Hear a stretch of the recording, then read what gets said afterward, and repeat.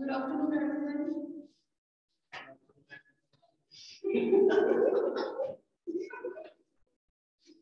Why are you laughing so much? I got it.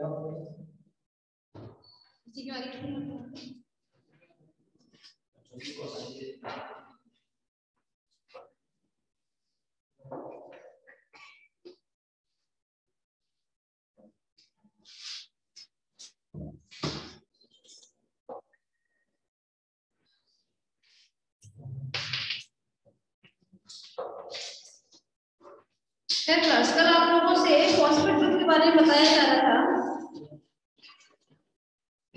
जहां आपको लिखवाया था 5 ऑफ अनदर, है ना?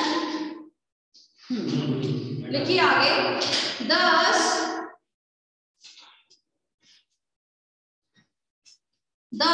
each strand has a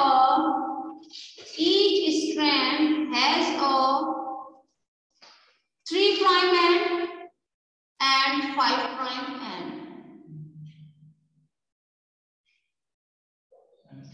And 3 prime end and 5 prime end.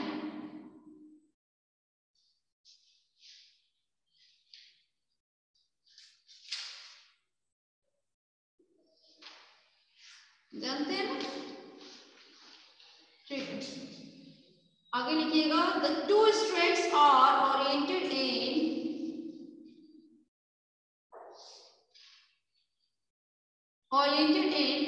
opposite direction.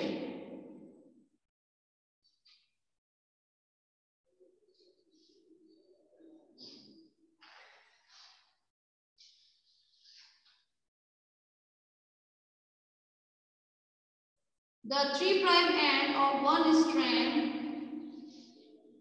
कल बताया था ना, 3 prime end के सामने हमेशा 5 prime end आएगा, है ना? The 3 prime end of one strand corresponds to the 5 prime end of the other.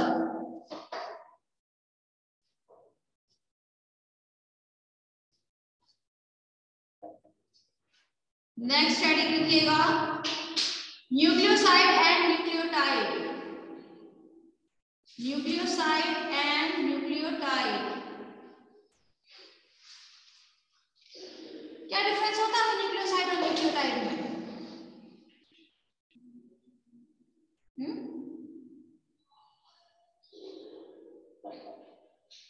अरे आवाज नहीं आई.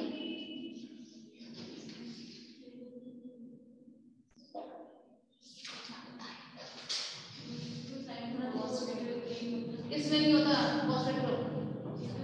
न्यूक्लियोसाइड में, न्यूक्लियोटाइड में? कंफ्यूज हो गई.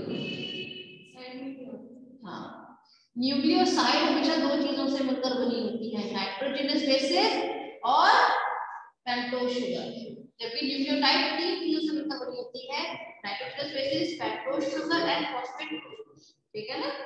और ये न्यूक्लियोटाइड जो होता है ये आपका डीएनए आरएनए बनता है. ठीक है, आगे लिखिएगा, a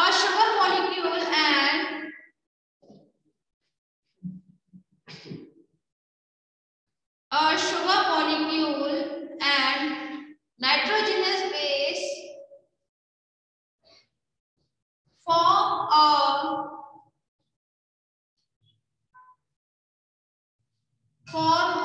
nucleoside and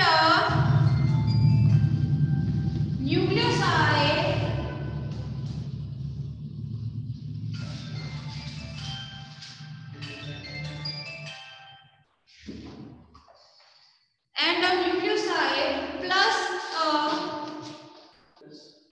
a phosphate group form a nucleotide. ठीक है,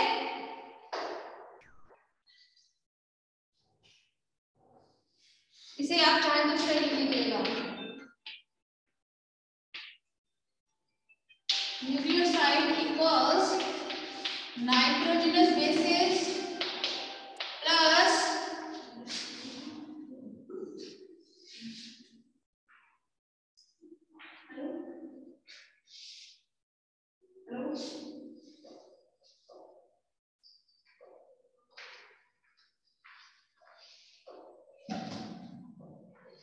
nitrogenous bases plus pentose sugar,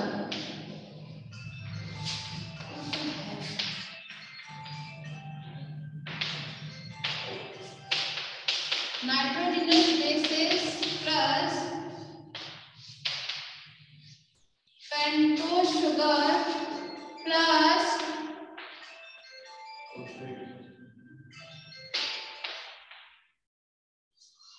phosphate group, ठीक है। और इन्हें आप इस तरह से ब्रैकेट में बंद कर लीजिएगा।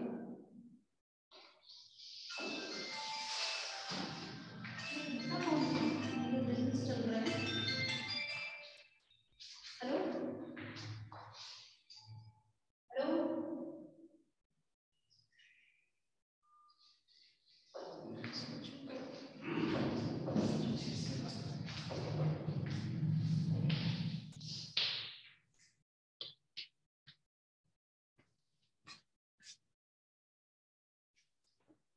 ठीक है।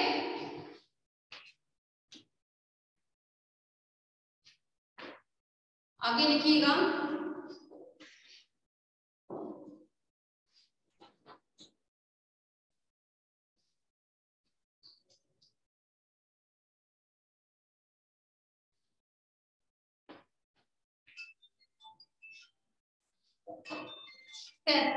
नेक्स्ट हेडिंग लिखिएगा types of DNA, types of DNA.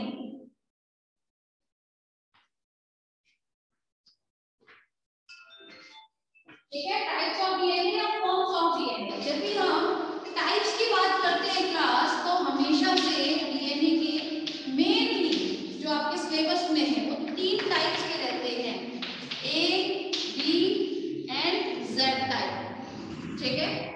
इसमें से जो बी डीएनए होता है, ठीक है, बी डीएनए हमेशा से बी डीएनए वो वाला है आपका मॉडल जो वॉटसन एंड क्रिक ने दिया था, ठीक है ना, राइट हैंडेड। जबकि जेड टाइप का जो होता है हमेशा हमेशा ये आपका लेफ्ट हैंडेड रहता है, ठीक है, एक लेफ्ट हैंडेड राइट हैंडेड। तो याद रखिएगा ए और बी हमेशा से राइट हैंडेड होते हैं, जबकि जेड लेफ्ट हैंडेड होता है, ये हेलिकल जो है, ठीक है ना। 2 टाइप का राइट हैंडेड, ऐसे या फिर ऐसे, ठीक है ना। तो यहाँ पे दोनों ही टाइप के में जो है ए और बी राइट हैंडेड होते हैं, जबकि जेड जो होगा वो लेफ्ट हैंडेड होगा।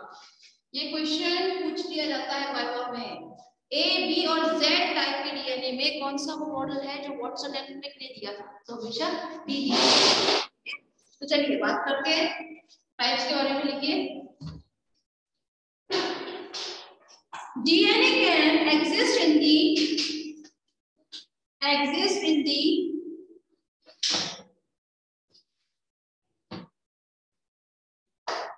A, B and B forms.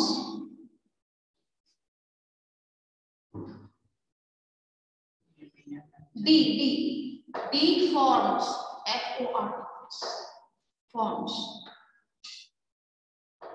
इसमें लिखिएगा first point B DNA, dash करके लिखिएगा, B DNA लिखिएगा। B DNA is the structure proposed by Watson and Crick.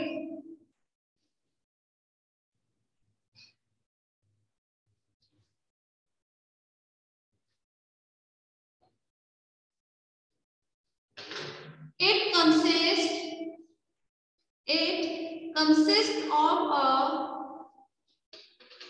right-handed anti-parallel double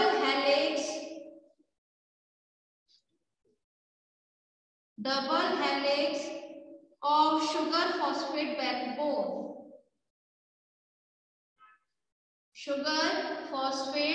backbone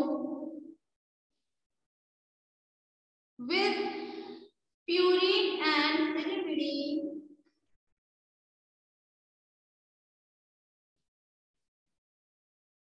base pair roughly perpendicular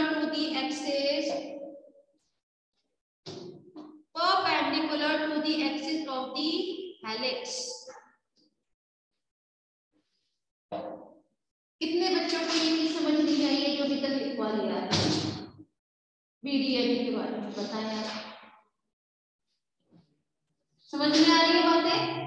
कितने बच्चों को समझ नहीं आई है? हाथ खड़ा करें। समझ नहीं आई? देखो मैंने आप लोगों को कल भी बताया कि यहाँ पर डीएनए, ठीक है, डबल स्ट्रैंडेड तो बनाया जा रहा है, बट वो इस तरह से बनते हैं ना, वो नहीं शो कर सकता।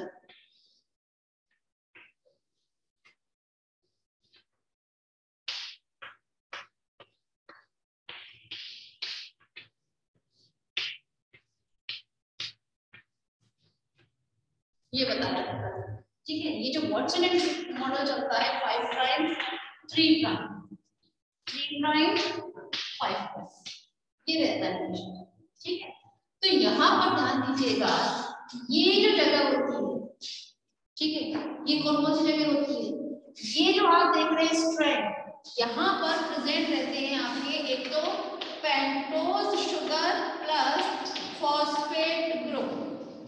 समझ में आई? दो चीज अगर बनवाई थी यहाँ पर, कौन कौन सी थी? पेंटोज शुगर और फॉस्फेट ग्रुप। जबकि स्टेयर्स वाली जगह पर प्रेजेंट रहते हैं आपके नाइट्रोजनस बेसेस। क्लियर है? दूसरी खास बात यहाँ पर ये लिखवाया है कि ये जो दोनों स्ट्रैंड है ये हमेशा से एंटी पैरेलल होते हैं। पैरेलल मीन जो हमेशा एक साथ चलने वाले हैं, कभी मिलती नहीं है जो आगे चलकर। और दूसरी खास बात ये एंटी पैरेलल है, मतलब इस तरह से ना चलकर इस तरह से पैरेलल फॉर्म में चलेंगे, एक दूसरे को कट नहीं करेंगे, इंटरसेक्ट नहीं करते हैं, बट एक दूसरे को इस तरह से ये इस तरह से हेलिकल वे में रहते हैं। क्लियर है? साथ में ये जो आप एक्सिस देख रहे हैं, ये एक्सिस, ठीक है, इस एक्सिस पर नाइट्रोजनस बेसिस के परपेंडिकुलर वे में प्रेजेंट रहती है। परपेंडिकुलर मतलब क्या होता है? ये परपेंडिकुलर का साइन है। तो ये हमेशा से नाइट्रोजन बेसिस जो होते हैं वो स्ट्रैंड ऑफ परपेंडिकुलर वे में प्रेजेंट रहते हैं, ठीक है। नाइट्रोजनस बेसिस कौन कौन से होते हैं? प्यूरिन एंड पिरिमिडीन, ना तो आप लोगों को रट चुका होगा। क्लियर है? वही मैंने पहले ही बताया था वाटसन एंड क्रिक मॉडल जब डिस्कस किया था कि दो न्यूक्लियोटाइड का यूज कर रहे हैं, मतलब जहां पर आपका फॉस्फेट ग्रुप भी होगा, मतलब फॉस्फेट ग्रुप भी होगा, पेंटोज शुगर भी होगा, नाइट्रोजनस बेसिस भी होगा, ठीक है। तो दो न्यूक्लियोटाइड के बीच का जो डिस्टेंस होता है वो होता है 3.4 एंगस्ट्रॉम। क्लियर? जबकि एक टर्न कंप्लीट करने में, एक पूरा टर्न कंप्लीट करने में कितने आपके नाइट्रोजनस बेसिस रहते हैं, मतलब कितनी स्टेप्स लग जाते हैं आपको 10, ठीक है। तो यहाँ पर मैंने मल्टीप्लाई करके बताया था, तो 1 टर्न में कितना डिस्टेंस हो जाता है? 34 एंगस्ट्रॉम। 3.4 में 10 को मल्टीप्लाई कर दीजिए, आंसर हो जाएगा, ठीक है, 34 एंगस्ट्रॉम। तो यहाँ पे एक टर्न में आपके 34 एंगस्ट्रॉम का डिस्टेंस है। ये आपका वाटसन एंड क्रिक मॉडल था, यही आप आने वाले हैं। क्लियर है? लिखिएगा,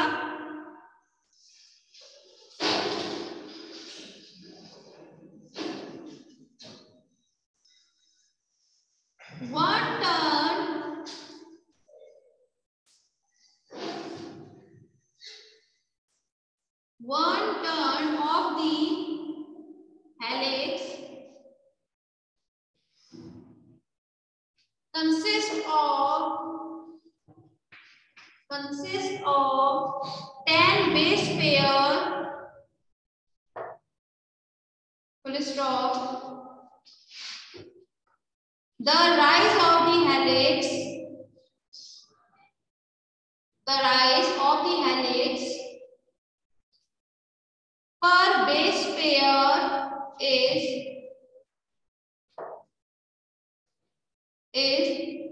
देखिए आपकी बुक में लिखा हुआ है 3.37 पॉइंट के बाद अगर 5 या 5 पॉइंट नंबर होता है तो क्या करते हैं, वहां से उसको हटाकर एक आगे ऐड हो जाता है, तो हम उसको 3.4 भी लिख सकते हैं, ठीक है।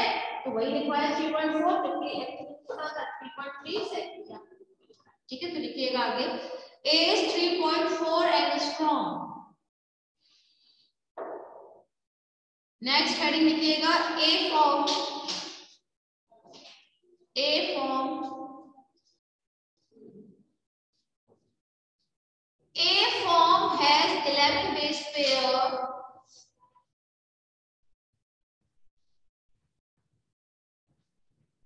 the base pair are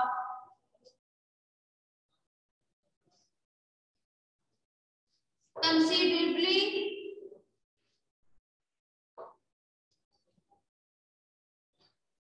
titled from the axis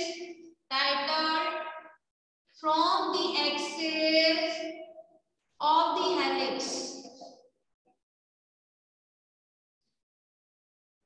Bracket में 20.2 degree, 20.2 degree, bracket close. Because of this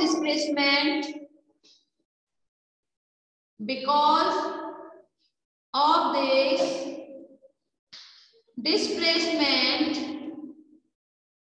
the depth of the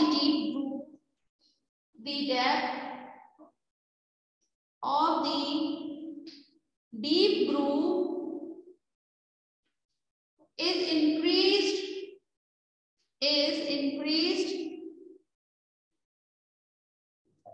and that of the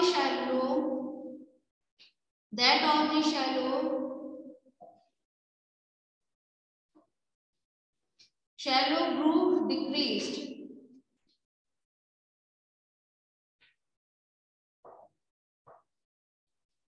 The axial rise is only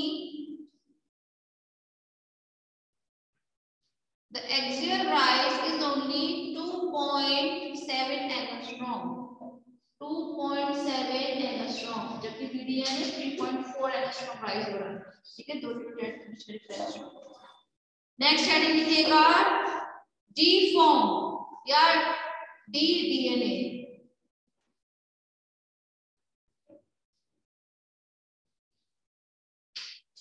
तो लिखिएगा DNA has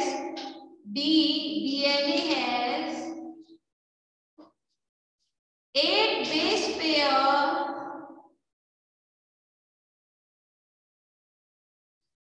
per turn of the helix.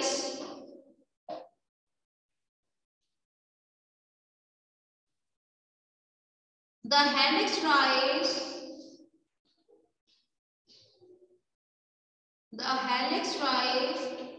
per base pair is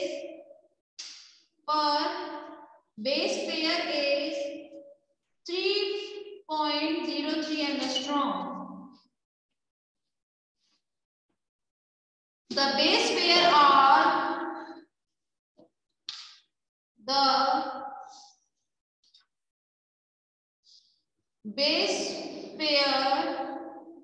are displaced backward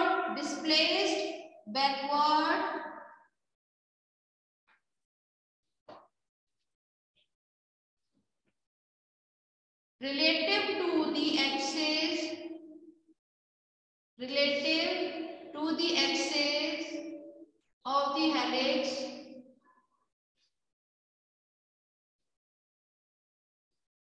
(16.7 degree).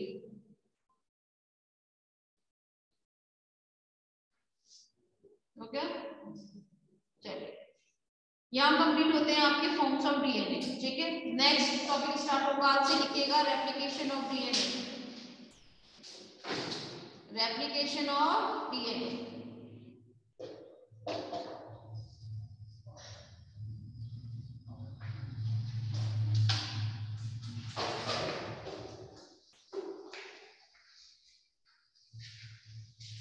देखिए, replication of DNA समझने से पहले आपके syllabus में एक experiment आता है, वो आप लोगों को पहले समझना होगा. ठीक है, कुछ लिखना नहीं है, मैं लिखवाऊंगी. हम लोग जानते हैं वॉटसन एंड क्रिक ने डीएनए मॉडल दिया था. वॉटसन एंड क्रिक ने ये भी बताया था कि डीएनए जो होता है वो सेमी कंजर्वेटिव नेचर का होता है. कैसा होता है?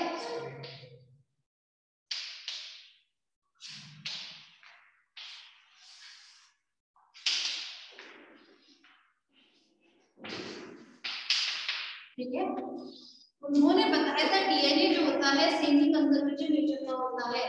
सेमी कंजर्वेटिव का, सेमी कंजर्वेटिव नाम में ही छुपा रहता है। कंजर्व मतलब एग्जैक्टली, बिल्कुल सही। सेमी कंजर्वेटिव को सबसे पहले दो पार्ट्स में तोड़ लिया करें, अपने आप आंसर मिल जाएगा। सेमी कंजर्वेटिव मतलब, सेमी मतलब हाफ, कंजर्व मतलब सुरक्षित रखना, ठीक है, बिल्कुल। जैसे अगर आपके फादर में तो आपका डीएनए है, आपके फादर में डीएनए 100% है, जो भी उनका डीएनए व्हाटएवर, ठीक है, आप तक पहुंचते पहुंचते उनका डीएनए कितना हो जाएगा 50%, मतलब आप में उनका डीएनए कंजर्व हो चुका है, आ चुका है ना। इसीलिए डीएनए मेथड से हम पता लगा लेते हैं ना आज के टाइम में कि बेटा है या नहीं, फादर है या नहीं। तो ये जो आपके डीएनए टेस्ट होते हैं वो इसी बेसिस पर होते हैं कि ये सेमी कंजर्वेटिव नेचर का होता है, ठीक है। आपके एक छोटे बाल से भी पता लगाया जा सकता है कि आपके दादाजी वो कोई भी इंसान है या नहीं है, इवन जो उनसे भी बड़े कोई और है, ठीक है ना, जो परदादा होते हैं, ग्रेट ग्रैंडफादर, तो ग्रेट ग्रैंडफादर है या नहीं है, क्योंकि आप में उनका भी डीएनए मौजूद होगा, क्योंकि सेमी कंजर्वेटिव है। तो जाहिर सी बात है, वन जनरेशन होगी 100%, सेकेंड जनरेशन हो गई 50%, third generation 25, fourth generation 12.5, six generation और इससे कम, ठीक है ना, 6.25, ठीक है। तो यहाँ पर आप फिर चलते जाएंगे तो मतलब कुछ ना कुछ आपका डीएनए जरूर कंजर्व रहता है, कई पीढ़ियों तक, कई पीढ़ियों तक, क्लियर है। तो यहाँ पर सेमी कंजर्वेटिव नेचर का डीएनए होता है, ये बात तो किसने बताई थी, वॉटसन एंड क्रिक, पर उन्होंने सिर्फ कहकर छोड़ दिया कि डीएनए जो होता है सेमी कंजर्वेटिव नेचर का होता है, बट कैसे होता है ये सिद्ध नहीं कर पाए थे, ठीक है। तो इसी चीज को सिद्ध किया था एक दूसरे साइंटिस्ट थे जिनका नाम था मीसलसन एंड स्ट्राहल, ठीक है, मीसलसन एंड स्ट्राहल, ये दो नाम के साइंटिस्ट को लिखवाएंगे, चिंता ना करें आप, दो नाम के साइंटिस्ट हुए थे। उन्होंने इस चीज को क्या किया था, फिर वेरीफाई किया कि हाँ वाकई में डीएनए जो होता है सेमी कंजर्वेटिव नेचर का होता है, बट क्वेश्चन वही है, वही कैसे किया था, ठीक।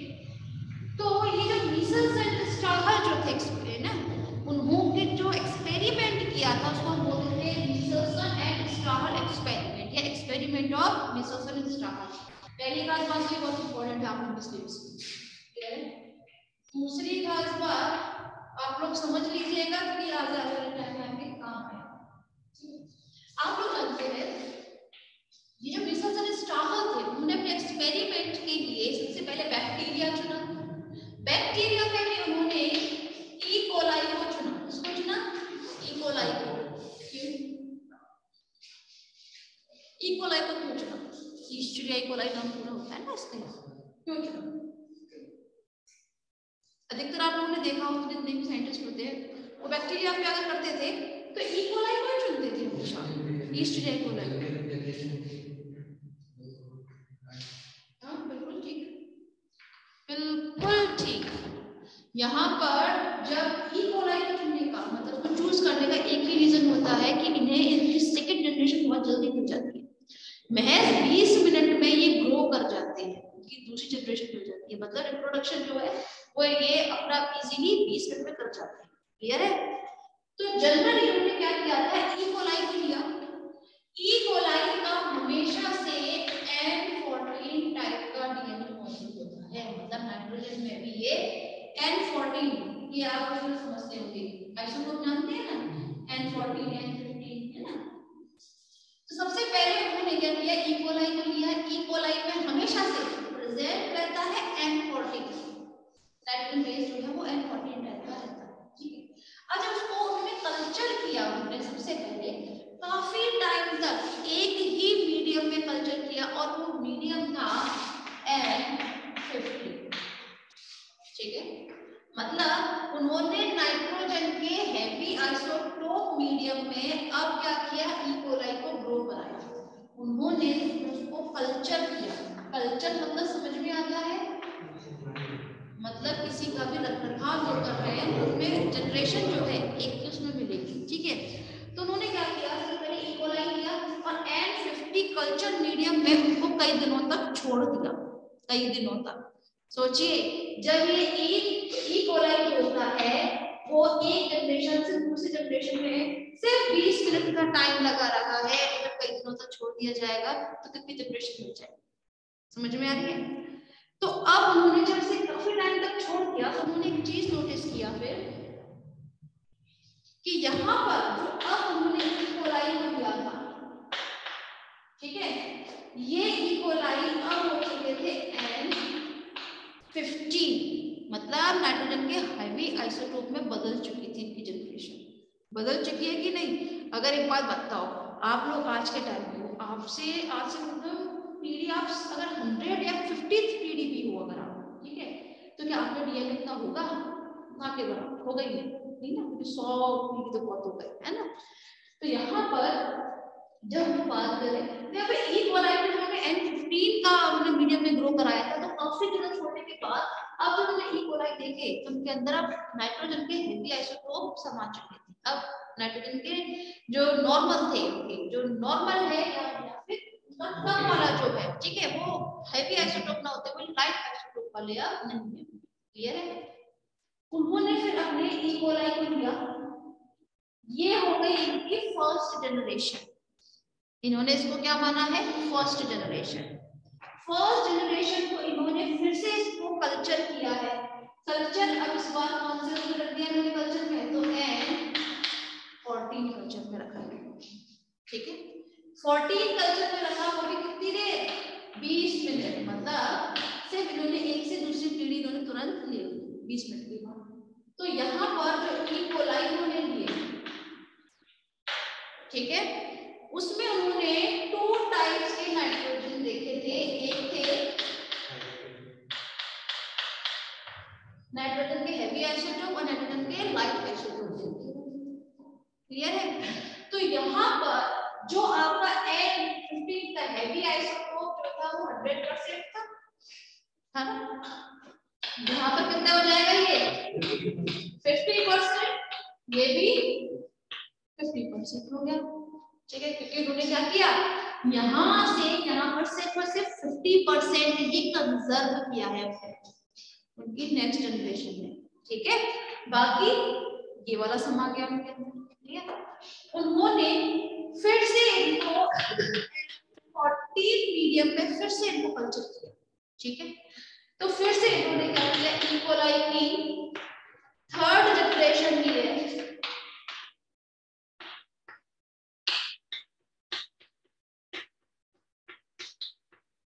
ठीक है, तो इस बार N15 कितना रह जाएगा, 25%,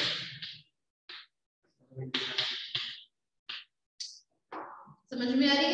उन्होंने मतलब फिर से अपना 50% ही कंजर्व किया, बाकी तो ये वाला संभाल गया, तो मतलब N14 की मात्रा इसमें बढ़ गई और 50 का तो ऑटोमेटिकली कम हो ही जाएगा, ठीक। इसके बाद उन्होंने फिर से इकोलाई की फोर्थ जनरेशन ली और इनको फिर से N14 माध्यम में या N14 मीडियम में कल्चर कराया। यहाँ पर उन्होंने जो इकोलाई लिए उसमें भी दोनों थे लाइट एंड हेवी आइसोटोप, समझ में आ रही है।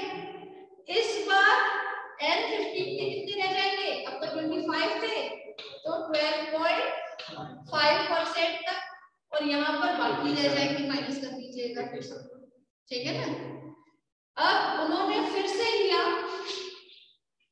तो उन्होंने अब उन्हें हर 20 मिनट पर जब इकोलाई के जनरेशन को लिया था नेक्स्ट जनरेशन को, तो उन्होंने एक चीज नोटिस की कि यहाँ पर N14 और N15 के जो बन रहे थे, ठीक है, वो हमेशा से अपनी हर एक जनरेशन में अपने पिछली जनरेशन की 50% ही कंजर्व हो रही थी, क्लियर है। हमेशा से कितना परसेंट क्लियर हो पा रहा था, 50% ही कंजर्व हो रहा था, बाकी 50% तो नए कल्चर मीडियम की वजह से उसमें समा रहा था, क्लियर। अब उन्होंने इस चीज को और किस तरह से सिद्ध किया, तो अगर हमें यहाँ पर ये चीज देख रहे हैं N14 N15 heavy isotope light isotope जो है ये उन्होंने कैसे देखा कि यहाँ पर 50% है, ये 50% है, या फिर 75% है, 25% है। हमेशा ई कोलाई में से, फिर से बता रही हूँ, ई कोलाई में से हेवी आइसोटोप और लाइट आइसोटोप को अलग करने के लिए एक ही सॉल्यूशन यूज किया जाता है जो होता है सीजियम क्लोराइड।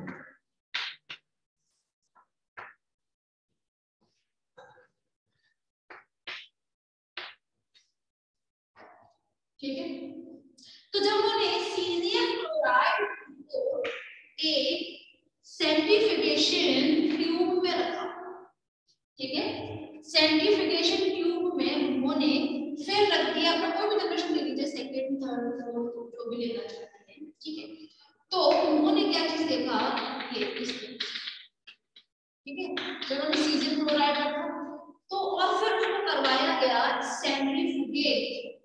सेंट्रीफ्यूगेट कहा जाए या फिर हम ये कहें कि उन्होंने सेंट्रीफ्यूगेशन मेथड से हमारे एन आइसोटोप्स को, हैवी और लाइट आइसोटोप को अलग अलग किया। ठीक है, सेंट्रीफ्यूगेशन मेथड समझ में आता है, कितने बच्चों को समझ में नहीं आता, पहले वो आप कर लें, फिर मैं आगे बढ़ती हूँ। सेंट्रीफ्यूगेशन मेथड क्या होता है?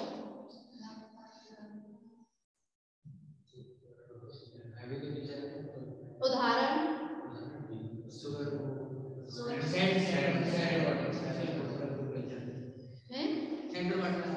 सैंड और वाटर। वो तो आप एक पानी में सैंड को डाल देंगे ना बिना घुमाए, वो अपने आप चिपक जाएगी, तो जो सेंटर डाउन हो रही है, सेंट्रीफ्यूगेट थोड़ी ना हो रही है।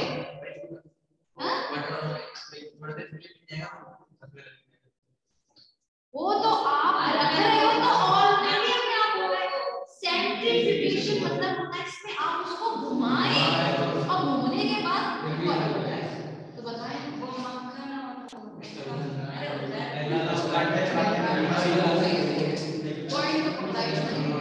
काफी हद तक। और अरे यार उसको नहीं बताना, मुझे बताना है भाई, इधर बात करो। और दूसरा एक्चुअली मतलब का कैसे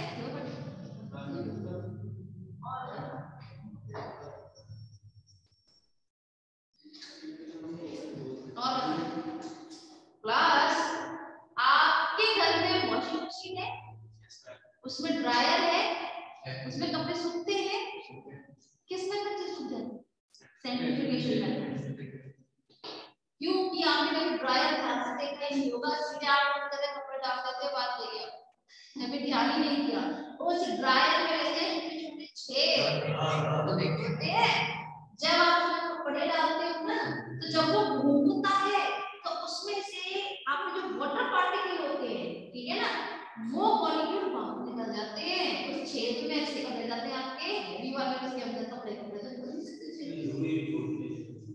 समझ में आ रही है। और उस चीज को आप एक टाइमर से सेट करते हो, 5 मिनट 2 मिनट 3 मिनट अपने कपड़ों के अकॉर्डिंग, ठीक है। तो वहां पर जो मेथड अप्लाई होता है ना, सेंट्रीफ्यूगेशन मेथड होता है, पहली खास बात।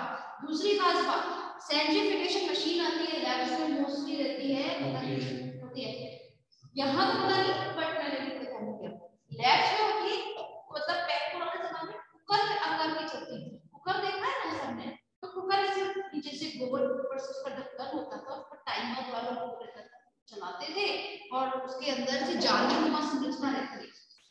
मतलब अगर पुराने वाले की बात करूं तो इस तरह से जालीनुमा संरचना रहती है, उसमें छोटे छोटे होल बने रहते हैं। पहली खास बात तो ये होल जो होते हैं ना, हमेशा इवन नंबर में होते हैं, इवन नंबर, ठीक है। उनमें ये इस आकार की होती है सेंट्रीफ्यूगेशन ट्यूब।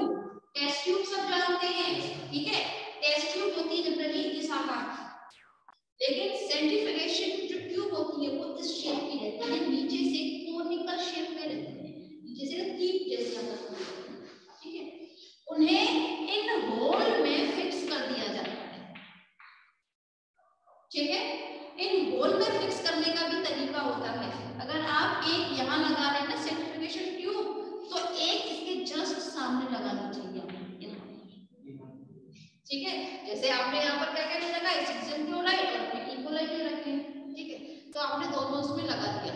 अब सपोज करो हमारे पास कम है, जो भी है इक्वलाइज, राइट। ये सब हमारे बहुत हमारे पास एक ही ट्यूब है, तो आप कुछ करें चाहे ना करें, बट पानी भर के ट्यूब लगा दीजिए, बट लगाइए, वरना अगर आपने चला दिया ना उस मशीन को तो इसमें से ट्यूब बाहर निकल जाएगा, टूट जाएगी, कांच की होती है।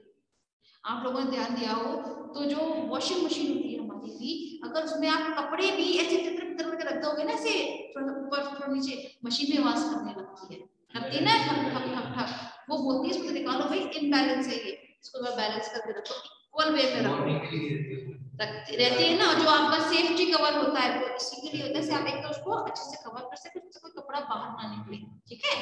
तो यहाँ पर आप लोग कभी मेले में गए हो? गए।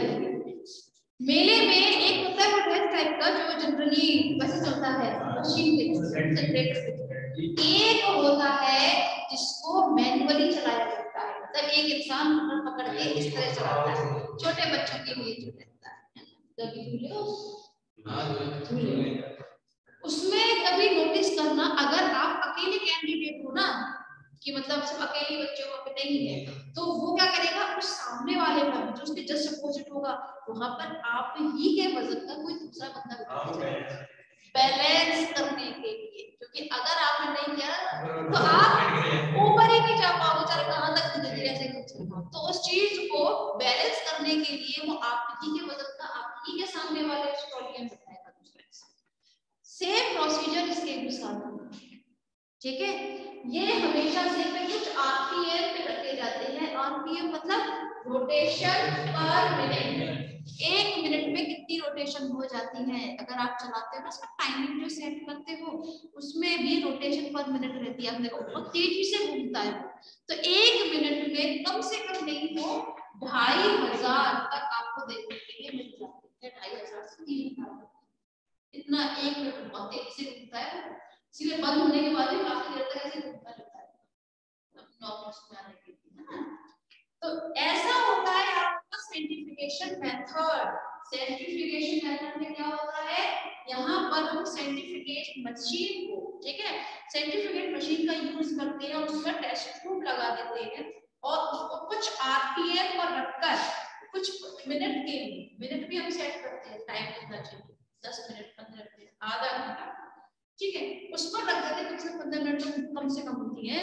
उस पर रखने के बाद फिर उन्होंने नोटिस क्या किया, ये तो मैंने सब चीज देखी थी, इन्होंने जब उसको उसमें से निकाला सेंट्रीफ्यूगेशन में, उसके बाद उन्होंने ध्यान दिया कि जो हेवी आइसोटोप थे, ठीक है, वो तो नीचे सेटल डाउन हो गए, जबकि लाइट आइसोटोप जो थे वो ऊपर की तरफ सेटल डाउन हो गए, ठीक है। बट कुछ ऐसे भी थे इसमें, जो कुछ ऐसे इकोलाई जिनमें N और F मतलब आपके हैवी और लाइट इन दोनों के ही बीच के भी प्रेजेंट थे, कुछ ऐसे भी तो थे, जैसे हमने स्टार्टिंग में जो लिया था, ठीक है, उसमें N15 ही थे, ठीक, धीरे धीरे करके कई वीडियो तो जब N14 पे ग्रो कराया तो सिर्फ और सिर्फ N14 के ही रह गए, और बीच में सेकंड, थर्ड, फोर्थ इसमें N14 भी और N15 भी है, तो वो हमेशा उनके बीच में, यहाँ पर ना तो ऊपर की तरफ है ना नीचे, इस तरह के उनको ये देखने के लिए मिले थे रिजल्ट। इसके बेसिस पर नीसल स्टाफ ने क्या कहा था कि डीएनए जो होता है वो हमेशा सेमी कंजर्वेटिव नेचर का होता है। उन्होंने ये कहा कि हर एक जनरेशन के बाद में, जब एक जनरेशन जो होती है वो अपनी पेरेंट जनरेशन को हमेशा 50% तक डीएनए अपने अंदर संजो कर रखती है, कंजर्व करके रखती है। समझ में आया? बेसन से स्टाफ एक्सपेरिमेंट कितने बच्चों को समझ में आया? हाथ खड़ा करके क्लियर है? चलिए क्लास, तो फिर आज के लिए बस इतना ही। आप एक काम कीजिए, हाँ इसे बुक तो लिखिए, एक्सपेरिमेंट ऑफ